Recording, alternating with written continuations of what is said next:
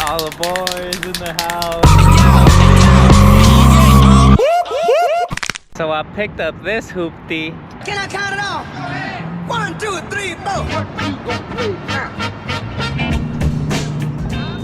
Yeah, y'all, so I ended up picking up a Rx7. It's a 1989 Rx7 FC. Let me show y'all what's under the hood. So it's a 13B, fuel injected. It has power steering, it has AC. I did try the AC and it looks like it works, but also it's cold out, so not 100% sure if it works or it's just blowing the cold air from the outside. Yeah, I've been looking for a Rx7 FC for a minute now, probably like a year now, maybe a little more. Looking every day on Facebook Marketplace, on OfferUp, just on Google search. I've been looking up Rx7 FC for sale. So I've been looking for a while and I finally found one. It's a little beat up. There's a lot of dings and dents and a little bit of rust, but you can't expect much from 89. You can see the rust right here. This is probably the bitch this is probably what's gonna be a bitch to fix, because I have to pull a windshield to fix that rust. But yeah, this is how it's looking. I already ordered some coilovers, because you know that's one of the main things I gotta do. Like, I think coilovers will make this thing look way different. I just wanted to show you guys. Now let's slap on some coilovers and see how this thing changes. So actually Sabas went with me to go check this one out. It was like probably 50 miles away from where I live. Like, yeah, like around 50 miles. We ended up going in my Subi and then we went to go check it out, and it turned out to be good. It was leaking coolant, but it turned out it was just a hose clamp that was loose. And he had the dude that was selling this Rx7 had a bunch of parts. He had a transmission, he had a blown 13B, a blown motor. So I'm gonna rebuild that one at some point. He had oh, the rear hatch, the rear door, it actually was rusted, and so he had a spare one. I already put the spare one on, which is the one that's on here now. This one's not rusted. He had just a bunch of stuff, like parts, plastic, trims and stuff. And so I'm pretty much gonna try to make some of my money back. Yeah, this wasn't too expensive for what RX7s are going for. But yeah, look, the stock cluster goes all the way to 8K RPM, which is pretty high considering the year of the vehicle, and just high in general. Like, you don't really see many cars going up to that high. I've already done some minor things like an oil change, little things here and there. Oh, one of the things that's pretty annoying on these is that when I try to close the door, it doesn't close. So I probably have to adjust the hinges, but it won't close. I have to slam it pretty hard. Same thing with this one. I looked it up already, but it seems to be a common thing. You have to slam it.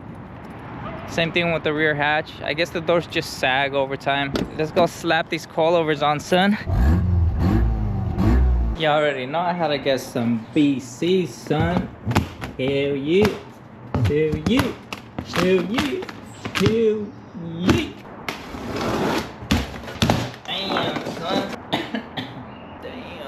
The BC, son. So I don't know yet what's the front or what's the rear. Oh, here, front right, front left. Yep, so the front ones have camber plates.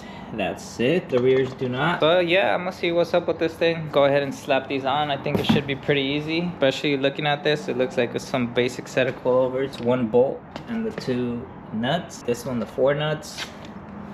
And the alignment bolts here. Should be pretty straightforward.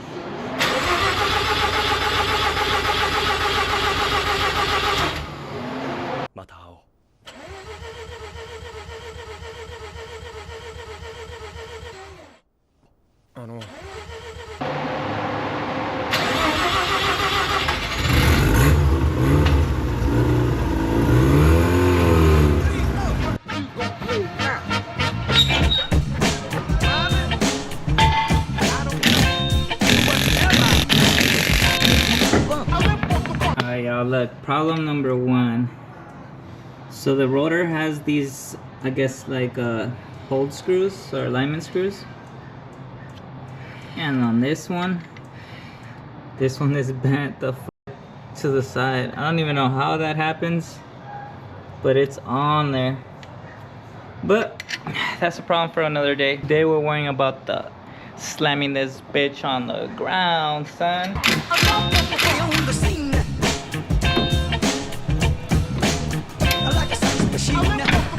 Alright, so look, it looks like whoever put this together put the strut bolt in a way where you can't pull it out from this side.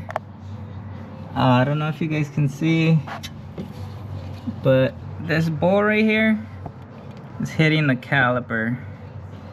So at some point, the person that installed this put the strut first with the bolt through the wrong end and then bolted the caliper. So now I can't get this bolt out. I'm gonna have to remove the caliper to get that bolt out.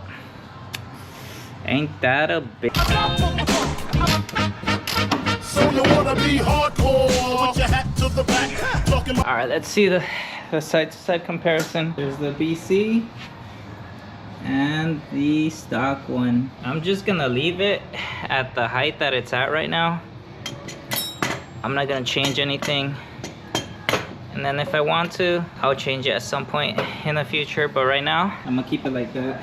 And these are still good, so maybe I could get some money back and sell those. But yeah, I'm gonna just slap this hoe on, son. The gaps in your raps, but I can't feel that hardcore appeal that you're screaming. Maybe I'm dreaming. This ain't Christopher Williams, still some MC got the feel one. Cats I got the feel some. To let niggas know that if you fucking big and heavy, I get up in that ass like a goddamn bump. Alright, y'all, I got the front suspension on. Looking way better than what it was. Look, let's do a front comparison to the rear. That thing is in the air. That thing is monster trucking in the rear as compared to the front. I'm still gonna lower it some more, but I just want to slap the coilovers first. Coilovers on first, and then adjust the suspension. But yeah, I'm gonna get started on the rear end now. Let's go.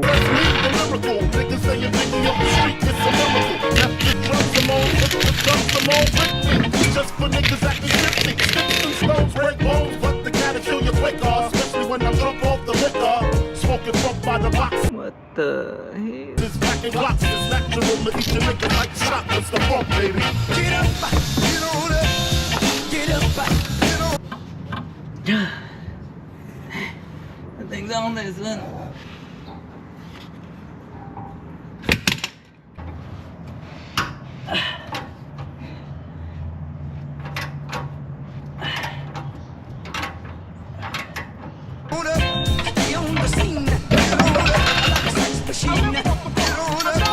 Alright, and here's what the rear one looks like, the stock one, and then the BC Racing one. Pretty significant difference. So let's put this thing on. Slammed, son. I didn't film finishing the install of the rear coilovers, but it's all done. This is how it's looking like right now. Not so monster trucking. It still is a little bit. So is the front. But actually, one of the things that came with the car were some work wheels. Here, let me show you. Let me show you guys. It's these wheels right here that came with the car. Sheesh. I think they're actually kind of ugly. Like, it's not my cup of tea, but it's better than the stockies for sure. And the stock ones, the stock tires are also super dry rotted. Like, one of them is actually cracking on the sidewall. Look, I don't know if you guys can actually see it, but it's dry rotted as hell. All those little cracks. Oh, right here, it's pretty bad. So yeah, I'm gonna actually put those wheels on, and then I'll go for a test drive. Yeah, it's gonna need alignment for sure, but just to see how it looks. I'm gonna put the wheels on, and then I'll get back to you guys. So here it is with the wheels and the coilovers. Yeah, so it's looking way better than what it was, but I do want to go more low for sure. But there's only one issue with that, is that it has the stock exhaust right now, and it actually doesn't have the middle hangers for the stock exhaust. So as you guys can see, it's like the exhaust is like super low right there. It's probably like an inch and a half from the ground. So yeah, so I'll just have to put those on. The car actually came with aftermarket racing beat headers and full exhaust, so I'll be putting that on at some point. But yeah, it's looking pretty dope. It's looking way better than before for sure. Like now actually, even though it still looks clapped out, like it still looks cool. Yeah, I want to go more low for sure, but there it is, boys. I'll see you guys on the next one. Peace. So I was doing some more adjusting on the coilovers. Like I was trying to get it as low as I can without rubbing, but right now it's rubbing. I like this height, but it's rubbing pretty bad right now. I might have to get some different tires at some point. So right now I have to raise it half an inch from what it is. But I did notice one fuck up that I did is that the top hat is 90 degrees off. This is the camber plate.